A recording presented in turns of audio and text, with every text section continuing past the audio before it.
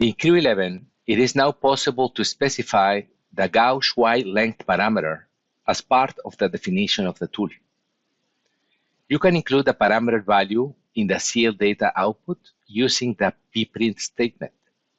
For that, you can go to Machine Setup on the Manufacturing tab, click in PPRINT, Modify, then select the gauge wide length parameter and change it to yes, which is displayed or included in the CL data.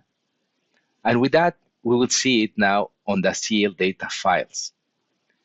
This parameter value is available for use by the post-processor and the simulation systems. And in Creo, it's available for mill tools, turning tools, and drilling tools.